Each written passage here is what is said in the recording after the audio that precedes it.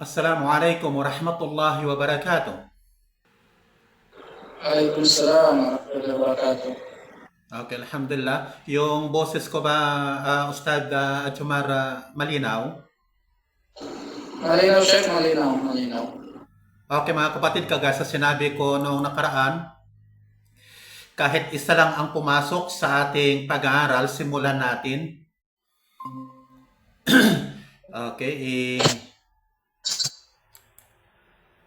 lahat kayo dito mga bagong syahada. Ang iba ay nagsyahada online, ang iba ay nagsyahada sa Islamic Center. Siya nga pala mga kapatid, para focus tayo sa ating topic, ang inyong mga mic, paki-mute lang po mga kapatid ng inyong mga mic para ang focus natin yung ating topic. Ito ay mga ilang paalaala lamang at encouragement sa mga bagong Muslim ang aking tatalakayin at saka sa huli ng topic, inshallah, tatalakayin natin ang pinakamahalagang saligan o pundasyon ng ating paniniwala. At inshallah, itong lecture pala natin, sinubo kong i-record para pwede niyong ma-review kung sakali man. Ito ay sinubo ko lamang. At inshallah, nakita niyo ba yung presentation natin? Yes, Baba. Nababasa ba ninyo sa mga screen ng cellphone ninyo? Makita, Ustaz, makita. Okay, alhamdulillah. Okay, alhamdulillah. Di ko alam kung ano ang pamagat na ilagay ko, ang pinakadakilang kaloob, pinakadakilang pabor o biyaya. Yun ang ibig sabihin. O kaya naman, ang kahalagahan ng kaalaman o pag-aaral sa Islam. Okay, bago tayo magsimula, alhamdulillah, wassalatu wassalamu ala rasulillah. Okay mga kapatid, kagaya sa sinabi ko kanina, bago tayo magsimula sa pinaka-basic na yun nga ang binanggit ninyo nang kayo ay pumasok sa Islam, may mga ilang paalala lamang sa pamamagitan ng mga sipi na ito mula sa ating banal na kasulatan, sa ating holy book. Ang ating banal na kasulatan ay tinatawag na Quran. Ang nakikita nyo sa inyong screen sa ngayon, yan ay talata bilang mga bagong mga Muslim. Maaaring ang iba sa inyo wala pang kopya ng Quran. Yan ay talata ng Quran. Pwede nyo itong ma-check kahit gamit lang ang internet. Pwede ka naman kayong mag-download ng Quran sa internet. Maaring wikang Tagalog, English, o iba't ibang mga wika. Ang kahulugan ng aya na yan, Yarfa Allah alladhina amanu minkum walladhina utul ilma darajat. Mag-aangat si Allah ng mga antas sa mga sumasampalataya kabilang sa inyo at binigyan ng kaalaman. Ang talatang ito, pinagdidiinan ang kahalagahan ng pag-aaral ng ating pananampalataya. Ang sunod naman na aya, gayon din. Shahidallahu anna la ilaha illa huwa wal malaikatu wa ulul ilmi qa'iman bil qist. La ilaha illa huwa al azizul hakim. Ang sunod na batayan, ito naman ay ang salita ng Propeta Muhammad sallallahu alaihi wasallam na sinabi niya, mayuridillahu bi khairan yufaqihuhu fid din. Kapag ninais ni Allah ang kabutihan para sa sinuman, ay ginagawa niya itong maalam sa relihiyon. Din, relihiyon. Relihiyong Islam. Sa isa pang aya, man salaka tariqan yaltamisu bihi fihi ilman sahalallahu lahu tariqan ilal jannah. Ang sinumang tumahak sa isang daan upang magkamit ng kaalaman, ay padadaliin ni Allah para sa kanya ang isang daan patungo sa paraiso. Ito naman ay encouragement din ng propeta sallallahu alaihi wasallam sa bawat Muslim na magsumikap sa pag-aaral ng kanyang sinasampalatayanan. Okay mga kapatid, tayo pong mga Muslim o bawat mga Muslim, taos puso pong naniwala ng Islam, ang pinakadakila pong kaloob o pinakadakilang biyaya, pinakadakilang pabor na kung saan pinagkaloob ni Allah sa atin sa mundong ito. At ito ay maaring maalala ninyo nung magsyahada kayo, binanggit ko ito sa inyo. Dahil dito, kung totoo sa mga kapatid, makikita ninyo ang tunay ng mga Muslim na kayo na lamang ang kanilang pasasalamat na sila'y kabilang sa mga Muslim o tinatawag ng mga Muslim kabilang sa ummah ng Propeta Muhammad sallallahu alaihi wasallam. Ibig sabihin kabilang sa mga kamusliman na kung saan nakamit kasi nila ang pinakadakila at bukod tanging biyaya o kaloob na ito. Na kung saan si Allah mismo ang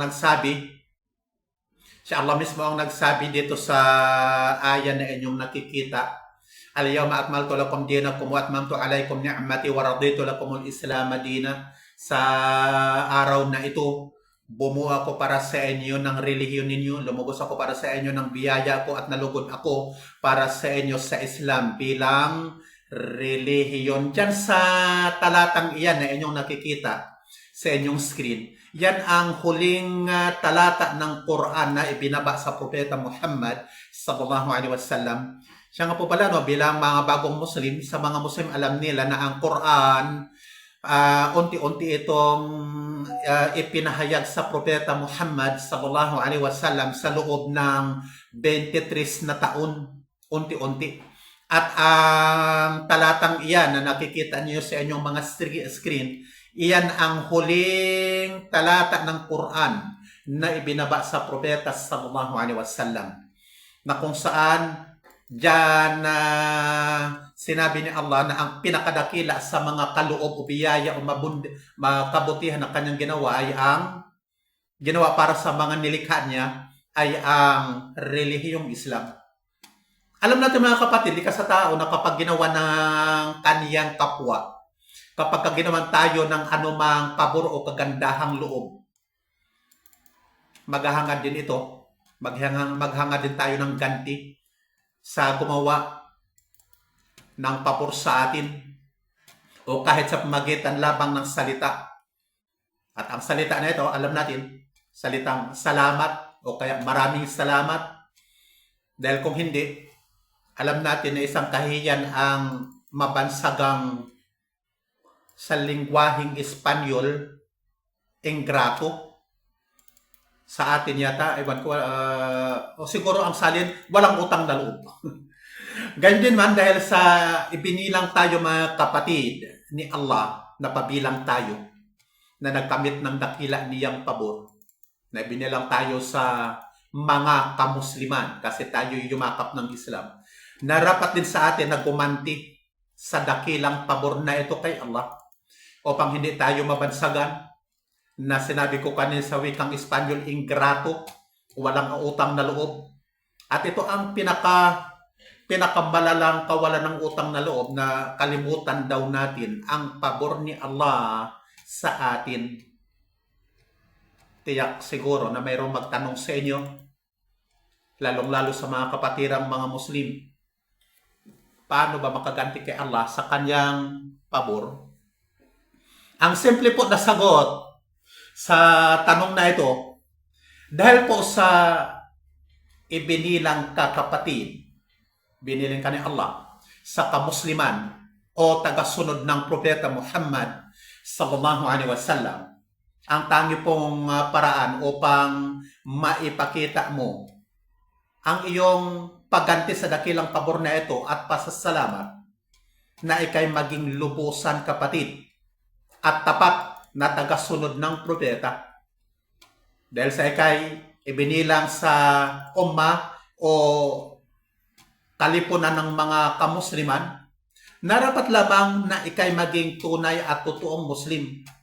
Hindi yung tinatawag nilang half-half, kundi lubos-lubusan, dahil kung hindi mo ito ginawa, sa atin pong paniniwala, ang parusang ang parusa ng kawalan ng utang na loob o pagiging ingrato. Ito po ay kasinlaki din ng dakilang pabor na ito. Sa ngayon, maaari naman tayong magtanong, paano ba kami maging lubusan at tunay na Muslim? Inshallah, ang tanong na ito tatalakayin natin ng detalye sa susunod na inshallah. Dito inshallah matatalakay siguro natin at sa iba pang mga paksa. Inshallah kung magkaroon tayo ng pangalawang pagtitipon ulit pag-aaral. Pero sa ngayon, nais ko lamang talakayin ang mahalagang punto. Ang mahalagang punto na kung wala ito, hindi po natin matutuklasan ang tunay na pananampalataya. Na dapat na maunawaan na ito ang una't mahalagang hakbang sa iyong pagtahak sa daan ng pagiging tunay na Muslim. Isipin po natin mga kapatid o pagnilayan natin ang word na Muslim na palaging ginagamit ng mga Muslim. Ano ba talaga ang kahulugan nito? Sigurado itong mga katanungang ito, kunyari magtatanong ako sa inyo at pagnilayan ninyo sa inyong mga isip. Halimbawa, naging Muslim ba ang isang tao dahil sa ipinanganak siya ng mga magulang ng mga Muslim? Ang Muslim ba ipinanganak ng Muslim na kagaya din halimbawa sa isang inchik? Yung inchik, dahil sa ipinanganak ng mga magulang na inchik, natural, siya ay inchik. Gaya din halimbawa mga kapatid, ang isang kano, siya ay isang kano sapagkat ang mga magulang niya ay mga kano. Ang Muslim ba ay lahi o nationality? Ang mga Muslim ba ay kabilang sa Muslim na kalipunan o Muslim na sambayanan na kagaya sa mga inchik na kabilang sa lahing inchik? Gayon din halimbawa sa isang Hapon, siya ay isang Hapon sapagkat siya ay pinanganak sa Japan. Gayon din ang Pilipino tayo kasi pinanganak tayo sa Pilipinas. Gayon din naman ang Muslim ba ay isang Muslim dahil sa siya ay pinanganak sa isang bansang Muslim. Sigurado kahit mga bago kayong yakap ng Islam, tiyak na alam ninyo ang kasagutan sa mga tanong na ito ay hindi. Ang isang Muslim ay hindi naging tunay na Muslim dahil siya ay pinanganak na Muslim. Ang isang Muslim ay hindi Muslim dahil sa siya ay kabilang sa isang natatanging lahi. Bagkus siya ay naging Muslim dahil sa pagsunod niya sa Islam, yung personal niyang pagpapasya na sundin ang relihiyong ito, kagaya sa pagdedesisyon ninyo na tuluyang yakapin ang Islam. At kapag tinalikuran ninyo ang Islam, o kaya ng sino man ang Islam, siya ay hindi na matatawag na Muslim. Muli mga kapatid, ang inyong mic paki-mute. Okay, ang sinumang tao, siya man ay isang kano. Sandali muna. Ang sound yata sa ating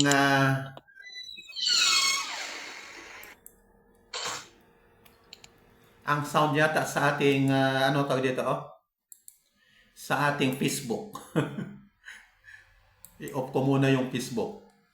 Siya nga po na mga kapatid, ang ating salita ba ay malinaw? Malinaw ha? Malinaw. Okay. Tutuloy natin mga kapatid. Gusto kong pagdiinan, ang sinumang tao, siya man ay isang kano. Tandaan natin. Hapon, inchik, maitimin ang balat o puti. Ano mang kulay ang balat niya, sa magitan po ng pagtanggap niya ng Islam, siya ay nagiging tunay na kasapi ng kamusliman o kalipunan ng mga Muslim. Samantalang isang tao na pinanganak mula sa Muslim na pamilya ay maaaring maitiwalag sa kalipunan ng mga Muslim kapag tinalikuran niya ang Islam. Kahit pa siya ay kabilang, kahit sabihin natin na kabilang siya sa mga apo ng Propeta Muhammad mismo o kaya isang Arabo.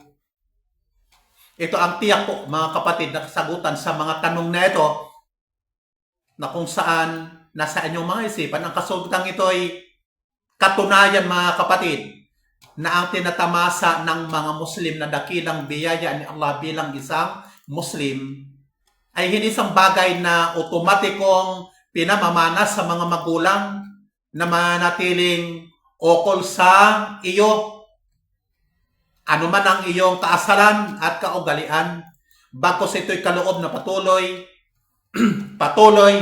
ang pagsusumikap upang tayo ay manatili ring karapat-dapat po sa kaloob na ito o biyaya na ito. Dahil kung hindi mo ito pagsumakitan, ang dakilalang biyaya na ito ay aalisin sa iyo kahit nag-aangkin kang ipinanganak sa mga magulang na mga Muslim. Sasangayon kayo na tayo naging mga Muslim sa magitan lamang ng pagtanggap ng Islam. Ngayon, ano ba ang kahulugan ng pagtanggap ng Islam? Sigurado alam na ninyo ito bilang mga bagong yakap ng Islam. Ito ay mga paalala lamang, mga kapatid. Ito ba'y nangahulugan na sino mang nag-aangkin sa salita? Ako ay isang Muslim o kaya ako ay tumanggap ng Islam. Sa pamagitan ba ng salitang ito ay naging mga Muslim tayo? O baka ito ay kagaya din sa isang Brahman, ito babanggitin ko yung mga Brahman, narinig siguro yung tinatawag na Brahman, yung mga Hindu, sa Hinduism, mayroon silang paniniwala na pagkatapos na bumigkas ng isang salitang Sanskrit, ang Sanskrit matagal na ang lingwahe itong patay, mayroon silang inuusal, binabanggit na wikang Sanskrit na kahit hindi nila naunawaan ng kahulugan kasi wala namang nakakaunawa ng lingwahe na ito, sila ay naniwala na naging Brahman na ang isang tao kapag binigkas ang mga ilang mga salita. Kaya hindi naman ang isang tao matapos na mabigkas ang ilang salitang Arabic na hindi na maunawaan ng Muslim, halimbawa, di naman yan naunawaan, naging Muslim na ba? Halimbawa, nang binagkas ninyo ang Asyhadu la ilaha illallah nang hindi naman naunawaan, siya ba ay naging Muslim? Siguradong ang maisasagot nyo nito, na katika kung alam na ninyo, bilang karagdagan, halimbawa, yung nakagis na nating pananampalataya sa Pilipinas, kagaya sa bata na walang kamuwang-muwang, dinala sa simbahan, walang kamuwang-muwang kung anong ginawa sa kanya, maaaring niloglob doon sa isang planggana o kaya binuhusan ng tubig sa ulo hanggang sa diniklara na ng pari, ikaw ay lehitimong Kristiyano na wala namang kamalay-malay kung anong nangyari sa kanya. Alam naman natin na hindi iyon personal na pagpapasya ng bata na siya yumakap ng tinuturi nilang katotohanan o katotohanang relihiyon. Natural, tiyak na sasabihin ninyo na ang pagtanggap po ng Islam ay nararapat na may lubusang kamalayan ng isang tao at kusang loob niyang tinatanggap ang anumang aral ng Propeta Muhammad sallallahu alaihi wasallam at kanya itong susundin. Yan ang pagdidiin na gusto kong pagdiinan. Samantalang, ang walang kamalay-malay o walang kaalaman sa aral ng Islam at hindi kusang loob ang pagtanggap at pagsunod nito ay hindi maituturing na tunay na Muslim. Ang Islam kung gayon, sino sa inyo kaya ang pwedeng mag-volunteer na basahin ang inyong nakikita mula dyan sa inyong mga screen? Yung kulay itim lang ang basahin. O sige. Nakikinig pa ba kayo? Okay. Sige, ituloy ko na lang. Ang Islam kung gayon, mga kapatid, ay nakasalalay unang-una sa kaalaman. At ikalawa, nakasalalay sa pagsasabuhay o pagsasaaktwal ng kaalaman. Ang isang inchik ay maaaring manatiling inchik kahit walang kaalaman sapagkat siya ipinanganak na inchik at mananatiling inchik kagaya din tayo mga Pilipino. Kaya hindi naman ang isang kano ay manatiling kano kahit wala siyang kaalaman sapagkat siya ay ipinanganak na kano. Ngunit gusto kong pagdiinan na walang tao na maging tunay na Muslim nang walang kaalaman sa kahulugan ng Islam. Sapagkat siya naging Muslim, hindi dahil sa ipinanganak mula sa lahing Muslim, kasi ang pagiging Muslim hindi ito lahi. Bagkus siya ay naging Muslim sa pamamagitan ng kaalaman. Kung hindi kayo nagkaroon ng ideya patungkol sa relihiyong Islam, paano kayo magde-decide na yakapin at tuluyang banggitin ang syahada? Kaya nakasalalay sa kaalaman. Maliban na sa magitan ng kaalaman sa mga pangunahing aral ng propeta, ikaw po kapatid ay maging tunay na Muslim. Ngayon, paano ka nga sampalataya sa propeta at may sa buhay ang mga turo niya kung wala kang kaalaman? Kaya nagkaroon tayo ng pananampalataya sa propeta sa ikalawa nating syahada. Kaya obligasyon ng bawat Muslim na kanya itong pag-aralan niya. Ano ba ang mga aral ng propeta? At kung wala kang lubos na pananampalataya sa propeta, paano ka magiging totoong Muslim? Ito pinagdidiinan ko lamang mga kapatid, ng pagsumikapan natin na pag-aralan nating maigi ang ating pananampalataya. Ito na posible maging Muslim at mananatiling Muslim ang isang taong kulang sa kaalaman. Bakit sinasabi kong manatiling Muslim? Kasi kahit ipinanganak ka sa mga magulang na Muslim, kung alanganin o wala kang kaalaman sa relihiyong Islam, maaaring ang buong akala mo Muslim ka, pero lumabas ka na pala sa pananampalatayang Islam. Ito po ang realidad sa ating pananampalataya. Ang pagkapanganak mula sa Muslim na pamilya, nagtataglay ng pangalang Muslim, halimbawa nagdadamit, nakagaya sa damit ng mga Muslim, at itinuturing ang sarili bilang Muslim, ay hindi po sapat para ang isang tao ay maging Muslim. Sapagkat ang totoong Muslim ay mayroon pong kaalaman sa kung ano ang pinaniniwalaan sa Islam. Sinasampalatayanan ito ng may lubusang kamalayan.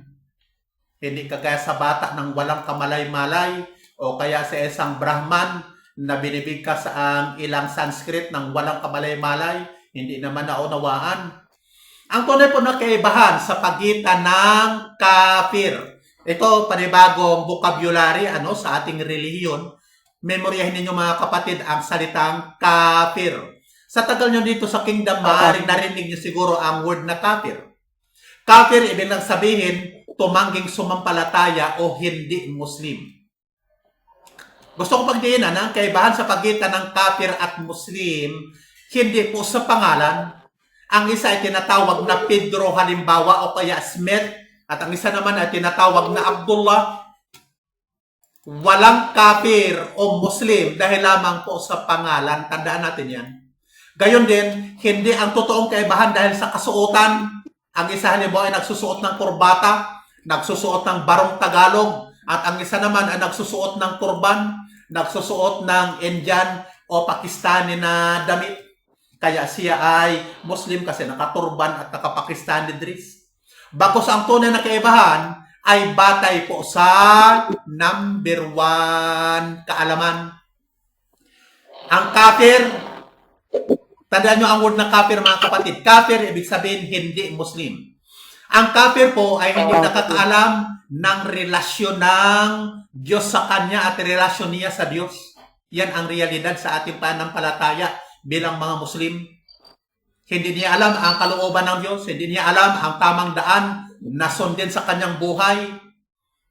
Kapag ang isang Muslim ay lumaki na kulang sa kaalaman o mangmang sa kalooban ng Diyos, sa anong dahilan upang siya ay patuloy na tawagin o ituring na Muslim? Maraming mga balik Islam. Siguro narinig nyo ang word na balik Islam, Marami kasi mga balik Islam, akala din nila ang pagiging tunay na Muslim, mayroong silang certificate mula sa Ministry of Islamic Affairs. Hindi po nakabatay doon. Kahit wala kang certificate na ikaw ay Muslim, ang certificate na yan ay issue lamang ng government, hindi yan bahagi ng aral ng Islam. Pakigat po natin maigi at unawain ang puntong nais kong pinagdidiinan mga kapatid na nararapat maunawaan ng isang Muslim na ang pagkakamit na ang pagkakamit o kaya mapagkaitan ng dakilang kaloob ni Allah na ating tinatamasa at ipinagpapasalamat, nakasalalay lamang po sa number 1, kaalaman. Kung walang kaalaman, hindi mo makakamit ang kanyang dakilang biyaya, ang kanyang kaloob, na yun nga ang Islam. Maaring makalabas ka. At kung ang kaalaman mo naman ay katiting lamang na nakamit mo rin ang bahagi ng kaloob, ikay palagi rin nasa panganib na mawala sa iyo ang kahit maliit na bahaging ito ng dakilang kaloob kung alanganin o katiting lamang ang iyong kaalaman. Dito sa Islam mo gayon, hinihimok ang bawat isa sa mga Muslim na patuloy ang pag-aaral kasi ito ay bahagi na ng ating pananampalataya. Kaya kinakailangang maging listo na sa iyong paglaban, kalabanin natin ang tinatawag na ignorance sa pamamagitan ng pagkakamit ng kaalaman sa relihiyong Islam. Ang taong mamang sa kaibahan ng Islam, kaibahan ng Muslim at Kafir, Islam at kawalan ng pananampalataya o disbelief ay kagaya sa isang taong naglalakad daw. Sinabi ito ng isang scholar ang halimbawa na ito. Naglalakad sa daan na may matinding kadiliman, na kung saan maaaring malis daw ang kanyang mga hakbang sa isang daan upang hindi niya yung malihis daw ang kanyang mga hakbang sa ibang daanan nang hindi niya namamalayan. Siya nga po mga kapatid, return ko, pakimute ng inyong mga mic. Sabi pa ng scholar na ito, maaring siya daw ay malinlang ng matamis na salita ng Diablo. Bakit ko siningit ang salitang ito ng scholar mga kapatid? Huwag po nating asahan na kung tayo'y nasa Islam na, ay manatili na tayong Muslim, kasi ang kalaban ng Diyos na yun nga ang demonyo. Ang demonyo ay nagsusumikap, masipag, para iligaw ang mga mananampalataya.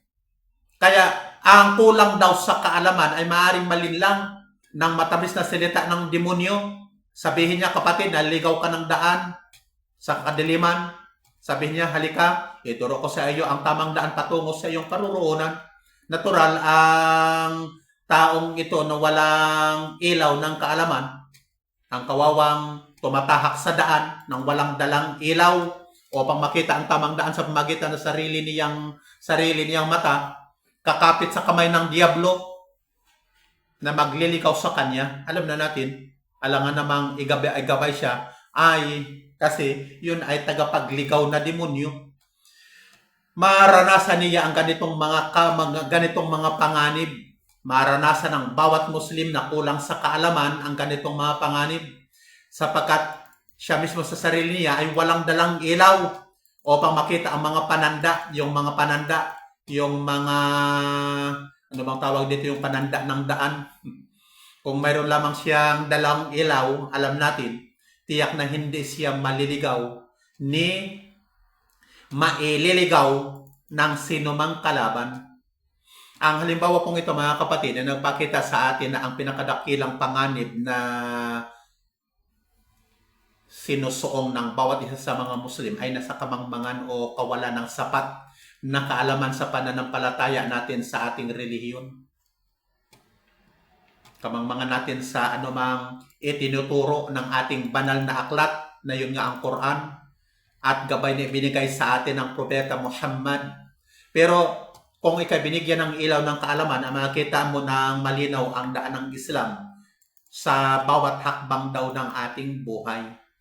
Kasi mga kapatid, ang Islam, ito yung pinaka-guide ng Diyos nang nilikha niya tayo. kung paano tayo mabuhay dito sa mundong ito. May kakayahan tayo na makilala at maiwasan ang mga maling daan ng pagtalikod sa Islam.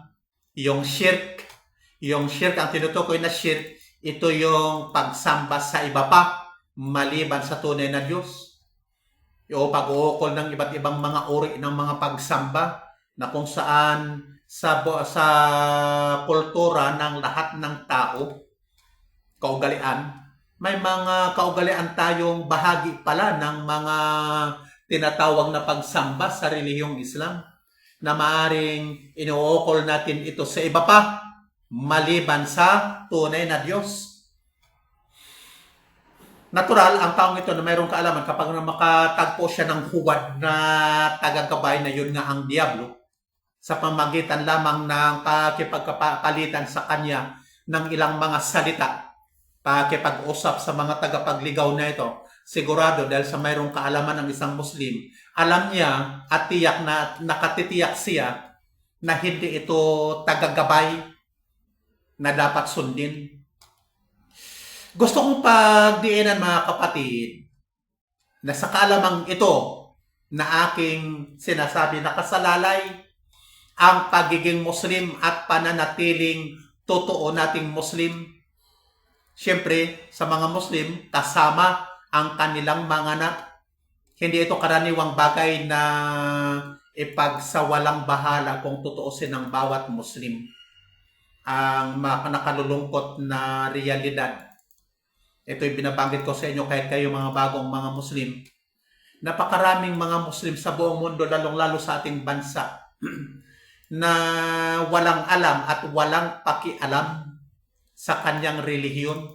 Pangkaraniwan na lamang din ito. Kahit mga Kristiyano, maaaring kayo, dati kayo mga Kristiyano, nakagisnan ninyo na ang inyong relihiyon ay Katolisismo, pero ang nakararami, kahit cover nga ng Biblia, hindi nakita. Hindi nagbabasa. At walang alam sa kung ano ang aral ng kaniyang relihiyon. Alam natin, sa karaniwan nating pamumuhay, hindi tayo pabaya. Halimbawa, kung tayo ay nasa probinsya, siguro karamihan sa atin may kanya-kanyang mga probinsya. Lalo sa probinsya, no? Sa mga magsasaka, hindi sila pabaya sa paglinang sa kanilang mga bukirin. Pagbubungkal, pagpapatubig, pangangalaga sa mga pananim. Halimbawa, kung mayroon ka rin mga alagang hayupan, pagpapakain sa kanila, anumang kinakailangan para sa kabutihan ng ating kabuhayang bukirin kunyari, o anuman ang ating propesyon, pinahalagahan natin yan, pinakakaingatan. Dahil kung hindi natin ito ginawa, alam natin ang kasadlakan ng ating buhay, maaring gutom o maaring mawala ang mahalaga nating buhay. Ngayon, bakit karamihan sa mga Muslim ay pabaya ito prangkan kong sinasabi sa mga kapatid, no, kahit kayo mga bagong yakap sa Islam, na ang realidad, marami rin sa mga Muslim kung paano kayo dati mga Kristiyano na wala rin pakialam sa kanyang religion, marami rin talagang mga Muslim ay pabaya sa pagkakamit ng kaalaman, samantalang dito po nakasalalay ang pagiging Muslim natin at pananatiling Muslim. Kaya sa inyo pa lang ng mga bagong yakap ng Islam, sinisikap ko na sana maitanim sa inyong puso't isipan na bahagi na ng ating tungkulin ang paglaanan man lang ng kahit kalahating oras o 10 minuto ng pagbabasa-basa patungkol sa ating pananampalataya, pakikinig patungkol sa ating pananampalataya.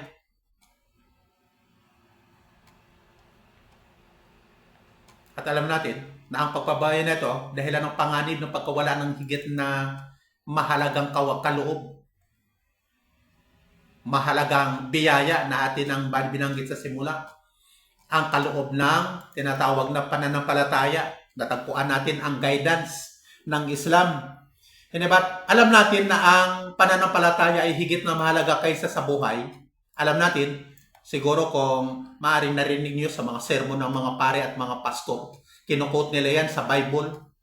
Maging sa Bible, binanggit ko sa inyo na mas mahalaga ang pananampalataya kaysa sa buhay mismo natin. Halos lahat ng ating oras at pagsisikap ay ginugugol natin para tustusan ang ating pamundong buhay. bakit hindi natin kayang i-google ang kahit 10% man lamang ng ating oras at pagpupudyang ito sa mga bagay na kinakailangan para po sa ating pananampalataya na siyang nagbibigay lakas ng pangmundo nating buhay. Ito ang ating paniniwala. Ang ating pananampalataya, ang ating reliyon, ito ang nagbibigay lakas ng pangmundo nating buhay at kabilang buhay. Hindi ko po sinasabi mga kapatid bilang pangkulit na tayo ay maging mga ulama. Ibig sabihin ng ulama, maging mga scholar, mga pantas sa relihiyon na parabang kung sa Christianity, maging mga theologian na magbasa ng mga volume ng mga libro o i-google ang halos lahat ng panahon sa ating buhay para sa pag-aaral. Dahil hindi kinakailangan ang ganitong uri ng pag-aaral o puspusang pag-aaral para maging isang totoong Muslim. Sapat na sa atin nang maglaan, kagaya sa sinabi ko kanina, ng kahit isang oras man lang sa oras natin sa, alam natin, bawat isa sa atin, mayroong 24 oras sa isang araw. Kahit ipaglaan lang natin sa 24 oras na ito, ang kalahating oras o kaya 10 minuto na magbasa-basa, makikinig-kinig. At kung may mga pag-aaral na kagaya nito, tayo po ay umatin sa panahon natin sa ngayon. Hindi na natin kinakailangan pang magbiyahe para pumunta sa isang lugar. Open lang ninyo ang inyong cellphone. Kahit audio lang ang inyong napapakinggan kung busy kayo. Kahit nasa bulsa ninyo ang inyong cellphone, maaring napapakinggan ninyo. Bawat isa sa ating mga kapatid, matanda man, bata, lalaki man, o babae, magsumikap na magkamit ng kaalamang sapat upang maunawaan ang pinakadiwa ng mga katuruan ng Quran at maunawaan ang dahilan kung bakit ito ibinaba ni Allah. Ano bang dahilan? Bakit may mga banal na kasulatan? Kahit sa Christianity, naniwala din ang mga Kristiyano, mayroong banal na kasulatan, gayon din sa Islam. Ano bang dahilan? Bakit ibinaba ang mga banal na kasulatan ito? Lalong-lalo ang Quran bilang huling banal na aklat. Maunawa na malinaw ang misyon ng propeta. Maunawaan natin ng malinaw ang tiwaling sistema ng lipunang binuwag ng propeta at maunawaan ang paraan ng buhay na inutos ni Allah sa mga Muslim. At ito sa pamagitan ng pakikinig, halimbawa maging sa talambuhay lamang ng propeta. Hindi kailangan ang mahabang oras upang makamit ang simpleng kaalamang ito. Kung pinahalagahan natin ang pananampalataya para sa kabutihan natin sa mundong ito at kabilang buhay, hindi mahirap para sa atin na maglaan ng kahit isang oras araw-araw para po sa pagpapalago ng ating kaalaman, mga kapatid. Sino ang mag-volunteer dyan na mag-recite? Mag-recite ng shahada.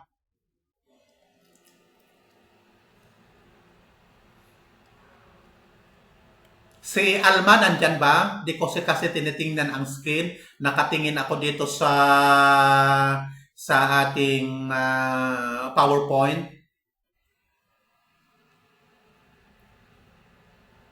Nandyan si Bautista? Walang sumasagot Okay, nakikita nyo yung screen.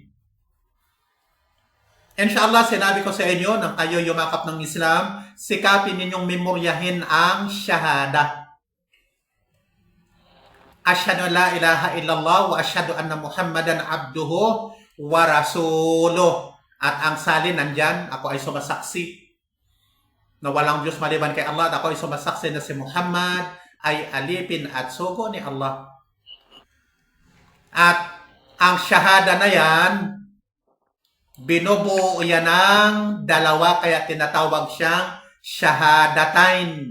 Maaring narinig niyo siguro ang riyaline. Riyaline, ibig sabihin dalawang riyal. Shahadatain, ibig sabihin dalawang shahada.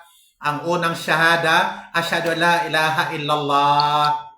At sinabi ko sa inyo, sa inyong pagshahada pa lang noon, na ito ang mensaheng ipinangaral ng lahat ng mga propeta ayon sa salita mismo ng propeta Muhammad sallallahu alaihi wasallam. Ako ay sumasaksi na walang Diyos maliban kay Allah. At ang ikalawa, wa ashhadu anna Muhammadan abduhu wa rasuluh. At ako ay sumasaksi na si Muhammad ay alipin at sugo ni Allah. Ang unang shahada, ang sino mang tumanggap ng unang shahada na ito, nabanggit na natin nung tayo'y nagshahada, na sinasampalatayanan natin na ang malaking kasalanan na magagawa ng tao, sino nga ang makasagot? Titingnan ko ang sino ang nandyan sa ngayon na pwedeng sumagot. Sino ba ang pwedeng sumagot? Ilan na lang kayo? Okay mga kapatid? Saan ko ba mahanap yung mga listahan ng mga hindi ko alam gumamit ng kwan kasi nito ng Google Meet. Saan ba makita yung mga okay.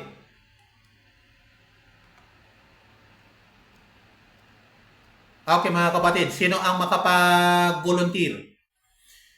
Ano ang malaking kasalanan na kinikilala natin, tinitigil natin at pinagsisihan natin ang binanggit natin ng unang shahada? Ashhadu an la ilaha illallah. Sino makasagot? Taas ng kamay.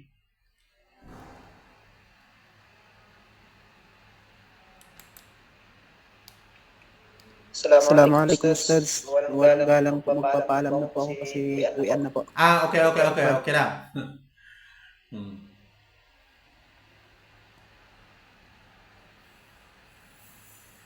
Mga kapatid, nasaan na kayo? Bakit walang sumagot na isa? Saan ba makikita dito yung mga kuwan? Ayun, dito makita. Okay, si Mary Jane. Pakisagot. Ano ang pinakamasama na magagawa ng tao na nang tayo ay yumakap ng Islam? Nag-decide tayo na yun ay itigil, pinagsisihan natin at humingi tayo ng kapatawaran sa tunay na Diyos at ito ang kahulugan ng pagyakap ng Islam. Ang huwag kumambal sa Diyos-Diyosan. Ayun, si Encarnacion Galupo. Encarnacion. Okay. Galupo na lang. Okay, Galupo. Okay, tandaan natin, pagdidiin lamang ito mga kapatid, na ang pinakamabigat na kasalanan na ating kinilala nang tumanggap tayo ng shahada ay ang pagsamba sa Diyos-Diyosan. Yun ang pinakamasama. Kung ang pagsamba sa huwad na Diyos, iyon ang pinakamasama na magagawa ng tao, na ang taong nagdesisyong yumakap ng Islam, kanya na itong tinigil at pinagsisihan. Ang sunod kong tanong, sa palagay ninyo, ano naman ang mabuti na magagawa ng tao? Mabuti na magagawa ng tao? Kabaliktaran ng masama sa palagay ninyo? Kung ang pagsamba sa huwad na Diyos, iyon ang masama. Ano naman ang mabuti? Sino kaya ang sasagot yan? Tingnan natin. Si Galupo pa rin. Si Rivera, Erlinda. Ako po. Sige, Galupo. Ang sumunod sa kautusan ni Allah. Okay. Ang sumunod sa kautusan ni Allah o kumilala unang-una sa nag-iisang tunay na Diyos. At ang tunay na Diyos, ang kanyang personal na pangalan. Tandaan natin personal na pangalan, Allah. Kung baga sa lingwahe, yun ang proper name ng God sa atin. At isa ito sa kaibahan ng aral ng Islam sa Christianity. Ang Christianity, kung tanungin mo ano ba ang pangalan ng Diyos sa kanilang pananalangin, kung English, my God, my Lord, Panginoon ko, Diyos ko. Pero ano ba ninyo, maging sa Bible at Quran, maraming mga Diyos. Kahit demonyo nga sa Bible, sinasabing Diyos ng sanlibutan ito. Kaya para tukoy, sino ba ang Diyos na iyong tinatawagan? Ang Diyos na ito ay may personal na pangalan. Yun ang tinatawag na proper name ng God. Tanda natin ha, Allah. Okay, Mary Jane? Ano yung sinasabi mo? Putol-putol ah. Okay. Yung sunod kong katanungan, mga kapatid. Okay. Bago tayo dadako sa katanungan, gusto kong lilipat sa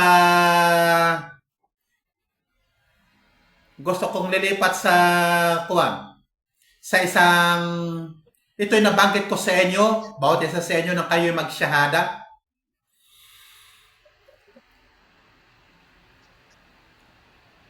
Dito sa ikalawang syahada, natandaan natin, memoryahin natin ang dalawang word na ito. Wa ashhadu anna Muhammadan abduhu, yan ang unang word. Pangalawa, rasuluh. Rasuluh. Abduhu wa rasuluhu. Ang salin at ako ay sumasaksi na si Muhammad ay alipin at sugo ni Allah. Ang dalawang word sa ating salita, alipin. Pangalawa, sugo.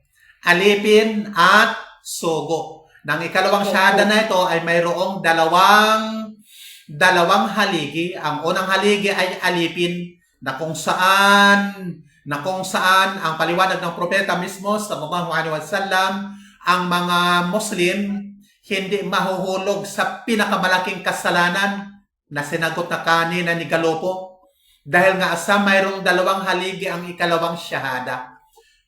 Bakit? Kasi kung naniniwala tayo na si Muhammad at ang mga naunang mga propeta, sila ay mga alipin, kagaya kay Moises, Noah, Abraham, kabilang si Jesus Christ. Kung sila'y mga alipin ng Diyos, ibig sabihin, sila'y kagaya natin. At kung sila'y kagaya natin, hindi dapat pag-ukulan ng pagsamba, hindi dapat dasalan. Pero sa reliyong pinanggalingan natin na Christianity, hindi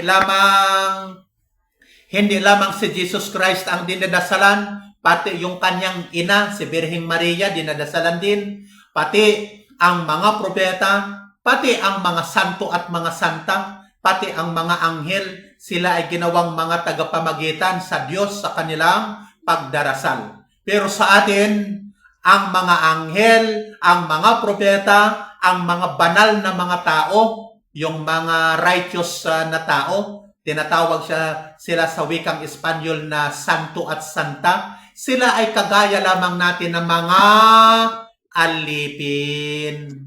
Pangalawang salita, sugo. Kung sila'y mga sugo, natural ang dapat nating sambahin ay ang nagsugo, hindi yung sinugo. At ang panghuli, dapat tayong sumamba sa nagsugo na yun nga si Allah ayon sa paraang itinuro ng sugong propeta. At ito rin ang kaibahan ng Islam sa lahat ng mga relihiyon. Ulitin ko at gusto kong pagdiinan para maging malinaw sa atin. At ito'y nirecord ko, itong ating lecture para balik-balikan ninyo. Na ito ay pinaka-pundasyon ng ating pananampalataya bilang mga Muslim na sa Islam, ang pagmumuslim ay pagtanggap ng shahadatain. At ang shahadatain nagpapahiwatig ng dalawang kondisyon para makatiyak tayo na tanggap ang ating mga mabubuting gawa na ginagawa at mga pagsamba, mga ibadat. At ang dalawang kondisyon na ito, ang unang kondisyon, ito yung aral ng lahat ng reliyon pare-pareho. Lahat ng reliyon kasama ang Islam. Katoliko man yan, Protestante man yan, mga born again man yan, Judaism man yan, Hinduism man o Buddhism. Pareho ang aral na sumamba sa Diyos ng taos-puso. Taos-puso ang ating pagsamba, hindi pa kitang tao, sincero. At yan ang ipinahihiwatig ng unang syahada. Yan ang itinuturo ng unang syahada. nang binanggit natin na ako ay sumasaksi na walang ibang Diyos na dapat sambahin, maliban lamang kay Allah, dapat iukol natin ang ating pagsamba kay Allah. Kasi kung pakitang tao ka sa iyong pagsamba, ang pagsambang mo na yon ay inukol mo sa tao, hindi kay Allah. Halimbawa, kunyari, ako ay magsasala sa isang masjid para ang intention ko ay para makita ng isang tao na ako ay relihiyoso din. O kaya lalong lang tao na yon, prospect ko na gusto kong maging biyanan. Para isipin niya na ako ay relihiyoso din. Para kanino ang aking pagsamba? Para kay Allah sa prospect ko na maging biyanan.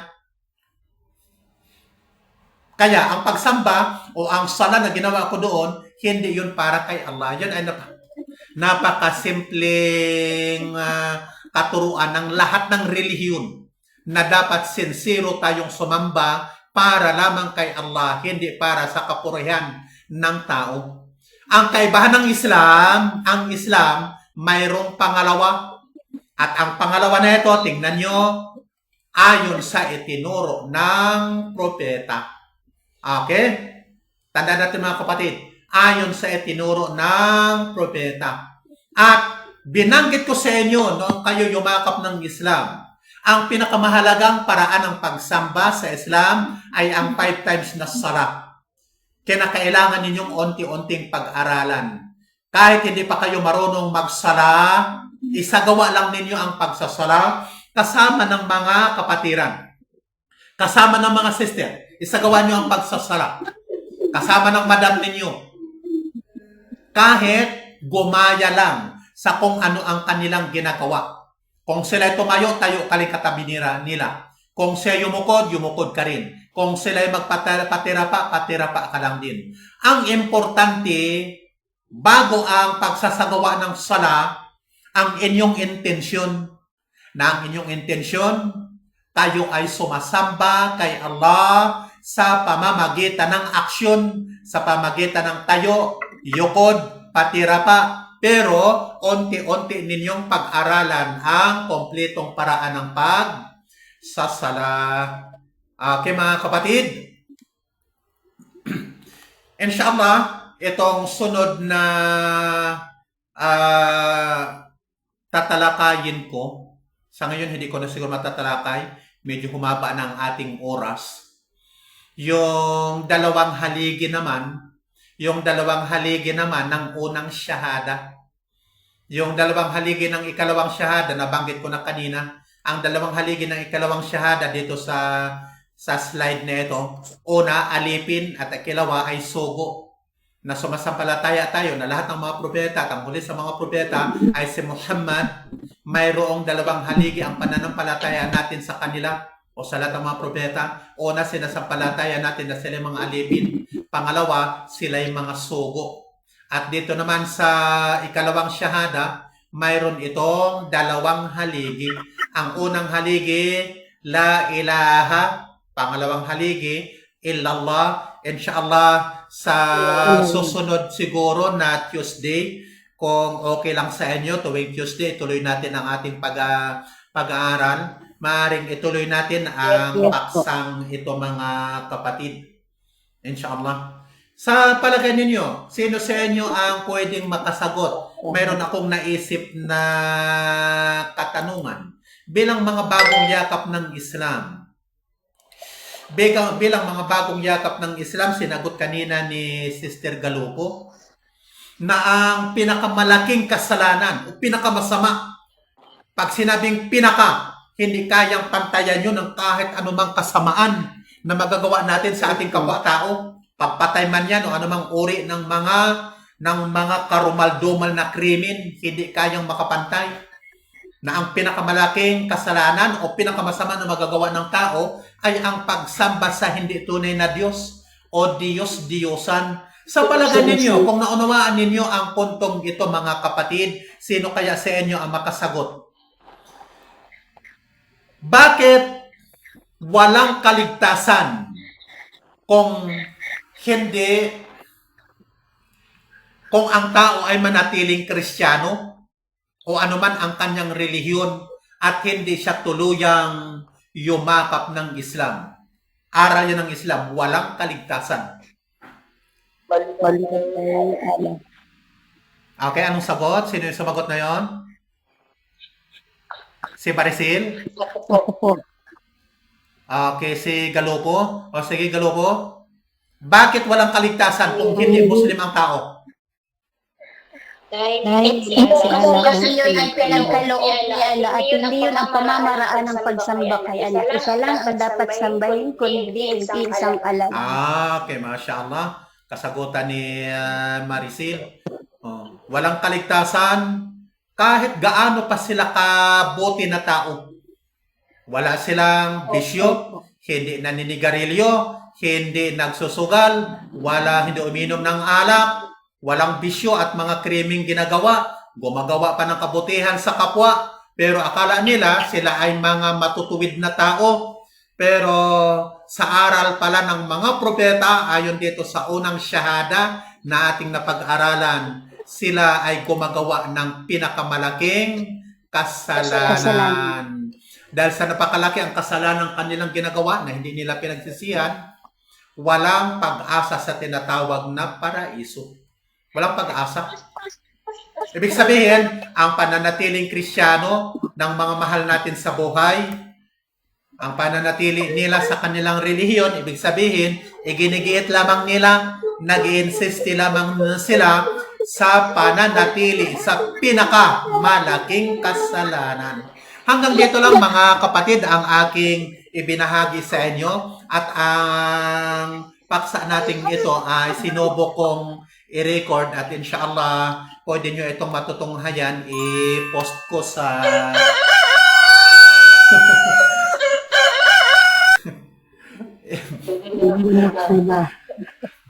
narinig niyo siguro yung tinaok ng manok. Yung aking alarm para hudyat matitigil na ako. Okay, inshallah mga kapatid. At ipopost ko itong topic natin ito para pwede niyo ma-review, pwede niyo mapakinggan yung pinaka-basic. Pwede naman kayong mag-skip. Pumunta kayo doon sa pinakahuli ng video kasi doon natin tinalakay ang kahulugan ng shahada. Okay? Dito na ako magtatapos. Subhanakallahumma bihamdik nasyhadu la ilaha illa ant nastaghfiruka wa natubu ilaik. Muli mga kapatid, assalamu alaikum wa rahmatullahi wa barakatuh. Nag-aada na dito at mag-out na ako. Okay po, brother. Thank you po.